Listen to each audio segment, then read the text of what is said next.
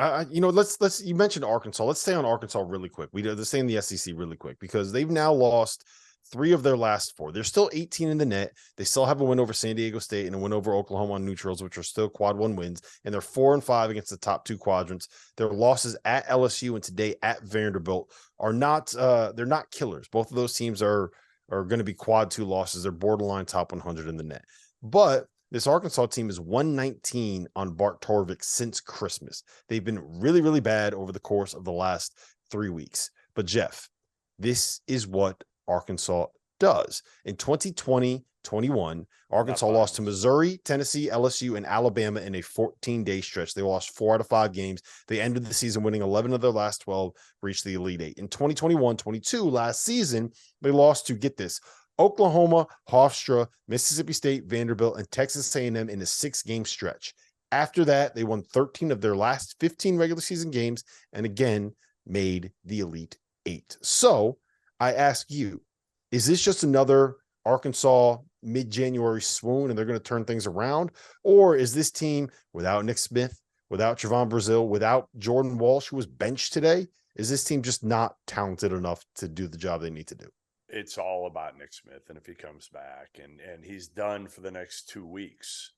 So, that's already been said publicly by Eric Musselman that he does not expect Nick Smith to come back before the end of January. Well, you've got a game that you and I will be at next week at Missouri. That's their next game. Then at least they get Ole Miss and LSU at home, Baylor on the road.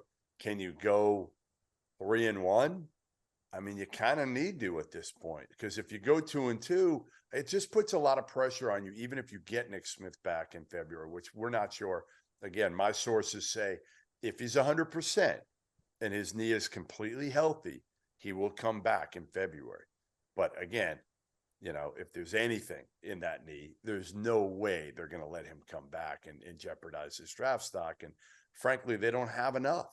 They just don't have enough. They don't have enough shooting.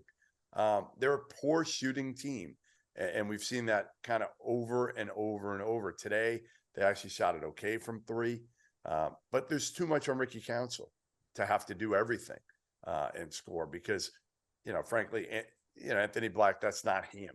We thought the biggest issue is you kind of nullify all of the stuff that Anthony Black does well when you don't have any shooting and don't have any floor spacing, because his whole thing is drive in, draw the defense, kick the ball out, find guys, create closeouts, create open shots. When you don't have guys that can make shots, and everyone's just there in the middle, he drives in, he's throwing it out to people that go right to the rim, or he drives in and there's 2 Mitchell twins right next to, and Jordan Walsh, there's no spacing. I said that over and over when I saw Jordan Walsh in AAU ball a year and a half ago. Everybody was like, some people had him ranked in the top 10. And I'm like, how? I know he's athletic, he's a freak, he plays hard, he's all that, but can't shoot right now.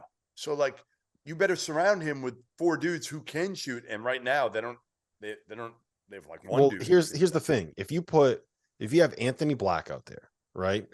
And you have Trevon Brazile pulling a 5-man away from the basket, and you have Nick Smith on the floor that's also spacing the floor.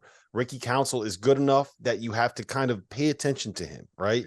And then the one guy that's a non-shooter is Jordan Walsh, who is a rim threat, who is a junkyard dog.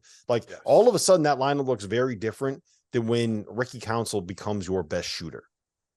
Then you're relying on Jordan Walsh to do things that he doesn't necessarily thrive at doing. And it's just when you lose your 2 best shooters, it's just you lost two potential lottery picks. Yeah, it's just tough. There's very little. Muss is a really good coach, but I don't know any coach who's going to be able to deal with losing 2 lottery picks in the middle of the season, once the season has started, and be able to figure this thing out. I think they're a fringe tournament team. Right now, they're not, because they're 18th in the net and they still have 2 quad 1 wins and they're 4-5 against the top 2 quadrants. The question is, they got Missouri, they're at Missouri, then they get Ole Miss at home, then they get LSU at home.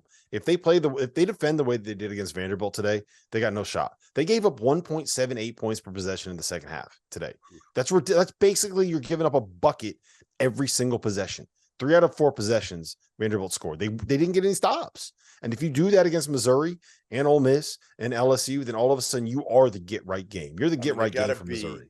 8-7 the rest of the way, right? To be 9-11 in the league. Well, it depends. So they get Baylor on the road. I think that is a winnable game for them. They play Kentucky on the road.